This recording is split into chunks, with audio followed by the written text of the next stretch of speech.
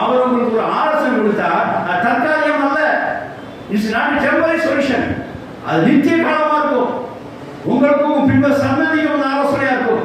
நான் உன்னை இப்படி ஆக்குவேன், உன் பிள்ளையை எப்படி ஆக்குவேன், உன் பிள்ளையை எப்படி படிக்க வைப்பேன், உன் பிள்ளையை எப்படி ஆசை நிரப்பி போடுவான், அவனுக்கு இந்த வேலை கிடைக்கும், அவனோட பிள்ளைகளுக்கு இப்படி ஆலோசனை எல்லாம் ஒரு தகவலுக்கோ ஒரு குடும்பத்துக்கோ தேவன் தர்றான்னு சொன்னார். அது தற்காலிகமா 2025 வாக்குறது மட்டுமல்ல, அது நித்திய காலமான விஷயம். அது செயல்படும்.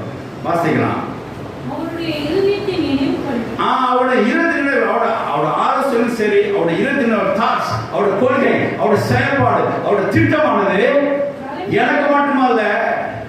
வாசிங்க. அவருடைய இறுதி நினைவுகள் என்பது அவருடைய தாட்ஸாகும், அவரோட கொள்கையாகும், அவரோட கோட்பாடு, அவரோட பாலிசியாகும், அவரோட ஆலோசனையாகும். அது எனக்கு மாத்திரமல்ல. வாசிங்க. தலைமுறை தலைமுறைக்கும், எனக்கும் என் மகன்களுக்கும் என் மகனுக்கும் இப்படியே போய்கொண்டே இருக்கும். தலைமுறைக்கும் நிற்கும். ஹalleluya. தேவனுக்கு ஸ்தோத்திரம்.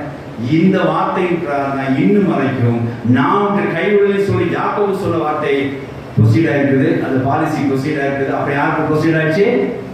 யோசுவாக்கு ப்ரொசீட் ஆயிருக்குது. அப்புறம் தலைமுறை வந்திருக்கு. தாவீதுக்கு இதே பிரகாரம் நடந்தது. அதுக்கப்புறம் மறுபடியும் அப்போஸ்தலர் காலத்திலே இதே வார்த்தையை கொண்டு கர்த்தர் ஆசீர்வதிக்க பார்க்கிறோம். இப்ப நமக்கும் கர்த்தர் செய்வார்.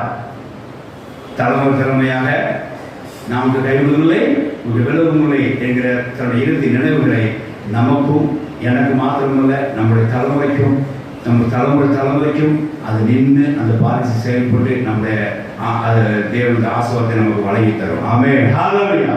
தேவனுக்கு ஸ்தோத்திரம். நாம் சொல்றோம் இந்த செயின் உங்களுக்கு புரிஞ்சிருக்கும். எப்படின்னா நமக்கு விலகுவதில்லை உங்களை கைவிடுவதில்லை எங்க சொன்ன வசனம் எப்படி நம்ம இடத்துல வந்திருக்கு? எப்படி வந்திருக்குது? இயேசு மூலமா தலைமுறைக்கும் வரணும். எனக்கு இந்த வசனம் பொருந்தோம், என் பிள்ளைகளுக்கும் பொருந்தோம், பிள்ளைகளுக்கும் பொருந்தோம், உங்களுக்கும் பொருந்தோம், உங்களோட பிள்ளைகளுக்கும் பொருந்தோம், உங்களோட குடும்பங்களுக்கும் பொருந்தோம். அப்படியா கர்த்தர் செய்யறார். அவரோட பாலிசியை வெளிப்படுத்துறார், அவரோட கொள்கையை வெளிப்படுத்துறார். எப்பவுமே தேவனோட பாலிசி அப்படின்னா அது தலைமுறைக்கு இருக்கும். ஹalleluya.